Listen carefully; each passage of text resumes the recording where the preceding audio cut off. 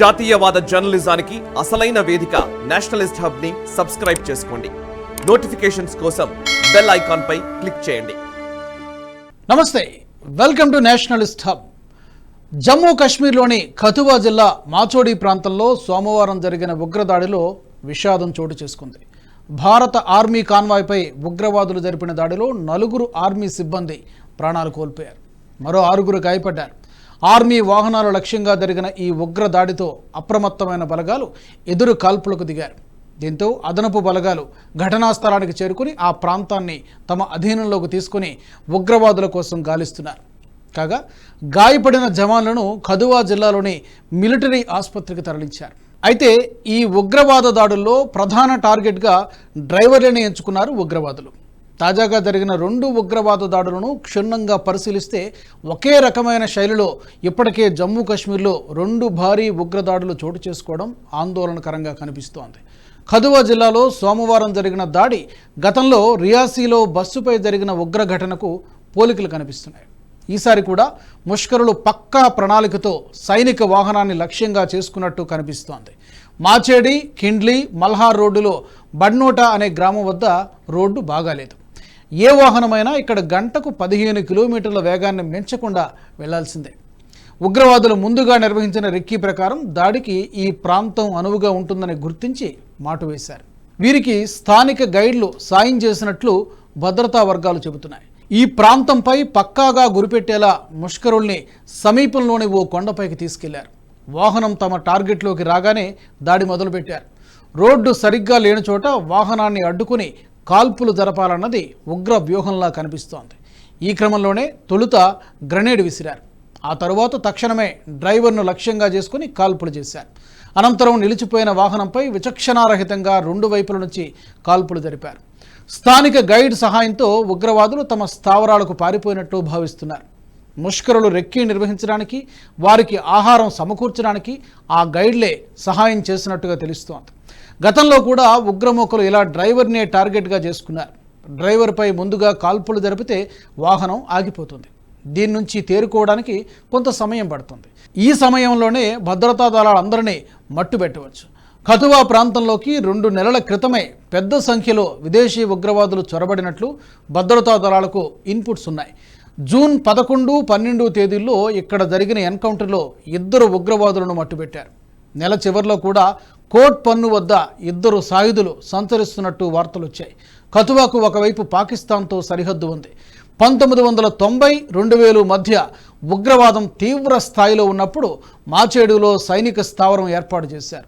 గత నెల రియాసీలో బస్సుపై దాడి జరిగిన సమయంలో ఉగ్రవాదులు స్థానిక గైడు సాయం తీసుకున్నట్లు దర్యాప్తు బృందాలు గుర్తించాయి. ఈసారి కూడా అదే విధంగా దాడి జరిగింది. దీనికి తోడు అమెరికా తయారీ M4 కార్బైన్ను ఈ దాడిలో వినియోగించారు. అమెరికా తయారు చేసిన M4 కార్బైన్ను ఇటీవల కాలంలో ఉగ్రవాదులు ఎక్కువగా వినియోగిస్తున్నారు.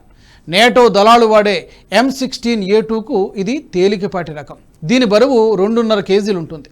పొట్టి బేరలతో వేగంగా కదలడానికి వీలుగా ఉంటుంది. 2021 సంవత్సరంలో ఆఫ్ఘనిస్తాన్ నుంచి అమెరికా దళాలు బిలియన్ల డాలర్ల విలువ చేసే ఆయుధాల్ని వదిలి వెళ్ళిపోయాయి.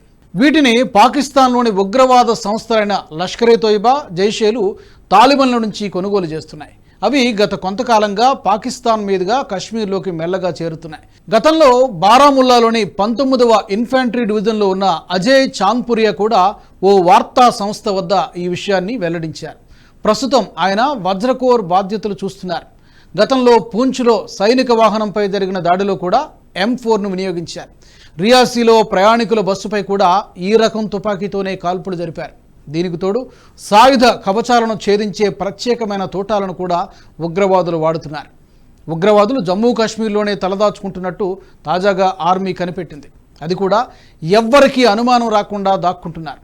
జనావాసాల మధ్యలో ఉగ్రవాదులు బంకర్లు ఏర్పాటు చేసుకుంటున్నట్లు గుర్తించారు. చిన్నీగామ్ ఫీసల్ అనే ప్రాంతంలో శనివారం ఒకే చోట 4 హిజ్బుల్ ఉగ్రవాదులను సైన్యం మట్టుబెట్టింది. ఈ సందర్భంగా ఓ ఆశ్చర్యకరమైన అంశాన్ని దళాలు పసిగట్టాయి. ఓ ఇంట్లో ఉన్న కప్ బోర్డులో ఉగ్రవాదులు ఏకంగా బంకర్ నిర్మించుకున్నట్లు గ్రహించాయి.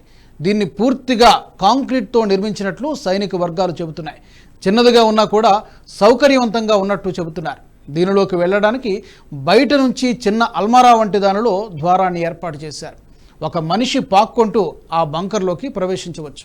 తాజాగా జరిగిన ఎన్కౌంటర్ తర్వాత ఈ బంకర్ విషయం బయటపడింది. కొన్నేళ్ల క్రితం ఉగ్రవాదులు మరుగుదొడ్ల కింద బంకర్లు ఏర్పాటు చేసుకుంటున్నట్టు సైన్యం గుర్తించింది. దీంతో వాటిపై దృష్టి పెట్టింది. 2019లో లస్సీపుర వద్ద సైన్యం ఒక ఇంటిని అనుమానంతో 6 సార్లు తనిఖీ చేసినా ఏ ఆధారము దొరకలేదు.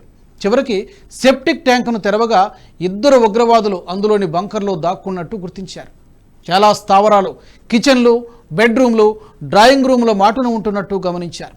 జమ్మూ కాశ్మీర్లో ఉగ్రవాద దాడుల వెనుక చాలా వరకు జైషే మొహమ్మద్ అనే సంస్థ కీలక పాత్ర పోషించినట్టుగా తెలుస్తోంది.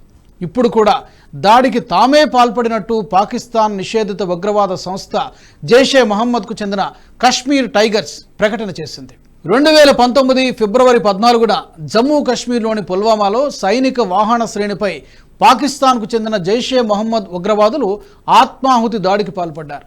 ఈ దాడిలో సెంట్రల్ రిజర్వ్ పోలీస్ ఫోర్స్కు చెందిన 40 మంది సైనికులు బలైపోయారు. జమ్మూ శ్రీనగర్ జాతీయ రహదారిపై లేత్పుర అవంతిపుర సమీపంలో 2019 ఫిబ్రవరి 14న సాయంత్రం 4 గంటల ప్రాంతంలో ఈ ఘటన చోటు చేసుకుంది. జమ్మూ నుంచి సైనికులు శ్రీనగర్కు వెళ్తూ ఉండగా ఈ ఆత్మాహుతి దాడి జరిగింది. సరిగ్గా ఎన్నికలే టార్గెట్గా ఈ దాడికి పాల్పడ్డారు. అయితే దీనికి ప్రతీకారంగా జైషే మహమ్మద్ క్యాంపులే లక్ష్యంగా భారత్ సర్జికల్ స్ట్రైక్స్ కూడా చేసింది. 2019 ఫిబ్రవరి 26 తెల్లవారుజామున సరిహద్దులు దాటి పాకిస్తాన్ భూభాగంలోకి చొచ్చుకెళ్లిన భారత వాయుసేన విమానాలు బాలాకోట్లోని జైషే మహమ్మద్ ఉగ్రవాద స్థావరాలపై విరుచుకుపడ్డాయి. ఈ ఎయిర్ స్ట్రైక్స్లో జైషే మహమ్మద్ ఉగ్రవాదులే లక్ష్యంగా దాడులు జరిగాయి. 100 మందిని హతమార్చారు. దీంతో పాకిస్తాన్కు చావు దెబ్బ కొట్టినట్లయింది. ఇదే సమయంలో పాకిస్తాన్ F-16 విమానం ప్రతీకారం తీర్చుకోవడానికి రాగా మన MiG-21 దాన్ని నాశనం చేసింది. ఒకదాని తర్వాత ఒకటి దాడులతో పాకిస్తాన్ మూలాలు కదిలిపోయాయి. ఇమ్రాన్ ప్రభుత్వం మోకరిల్లింది. ఈ దాడుల వల్ల కొన్ని రోజులు ఉగ్రవాదులు భారత్లో అడుగు పెట్టాలంటే భయపడే పరిస్థితి ఏర్పడింది. అయితే ప్రస్తుతం జమ్మూ కాశ్మీర్లో ఎన్నికలు జరగబోతున్నాయి. జమ్మూ కాశ్మీర్లో అసెంబ్లీ ఎన్నికలు త్వరలో నిర్వహిస్తామని కేంద్ర ఎన్నికల కమిషనర్ రాజీవ్ కుమార్ స్పష్టం చేశారు. 2019లో జమ్మూ కాశ్మీర్ పునర్వ్యవస్థీకరణ చట్టాన్ని సవరించామని చెప్పారు. డీలిమిటేషన్ ప్రక్రియ 2023లో ముగిసిందని అన్నారు. ఈ క్రమంలో జమ్మూ కాశ్మీర్లో ఎన్నికలు జరిపేందుకు అన్ని అడ్డంకులు తొలగిపోయాయి. అమిత్ షా కూడా సెప్టెంబర్లోగా ఎన్నికలు నిర్వహిస్తామని చెప్పారు. దీంతో అక్కడ త్వరలో ఎన్నికల నగారా మోగబోతోంది. ఈ కారణంగానే పాకిస్తాన్ అక్కడ ఉగ్రవాదులను ఎగదోస్తోంది. జమ్మూ కాశ్మీర్లో ఎన్నికలు సజావుగా జరిగితే ఇక అక్కడ తమ ఆటలు సాగవు అని భావిస్తోంది. అందుకే ఇదే చివరి అవకాశమని పాకిస్తాన్ భావిస్తోంది. ఈ కారణంగానే అక్కడ ఉగ్రవాదాన్ని ఎగదోస్తోంది. దీన్ని అడ్డుకోవడానికి భారత్ శతవిధాలా ప్రయత్నాలు చేస్తోంది. రక్షణ మంత్రి రాజ్నాథ్ సింగ్ కూడా దీనిపై గట్టి హెచ్చరికలే చేస్తున్నారు. ఉగ్రవాదులను తాము వదిలిపెట్టేది లేదని హెచ్చరిస్తున్నారు. ఉగ్రవాద దాడులపై కేంద్రం పగడ్బందీ చర్యలు తీసుకుంటోంది. ఉగ్రవాద చర్యలను ఎక్కడికక్కడ అడ్డుకునే ప్రయత్నాలు కూడా చేస్తోంది. ఈ వీడియో మీకు నచ్చినట్టయితే లైక్ చేయండి, 10 మందికి షేర్ చేయండి. అలాగే కామెంట్ల రూపంలో మీ అభిప్రాయాలను మాతో పంచుకోండి. Nationalist hub group of channels ను సబ్స్క్రైబ్ చేసుకుని తెలుగునాట జాతీయవాద జర్నలిజాన్ని ప్రోత్సహించండి. ఈ వీడియో కింద ఉన్న బెల్ ఐకాన్ పై క్లిక్ చేయడం మర్చిపోవద్దు.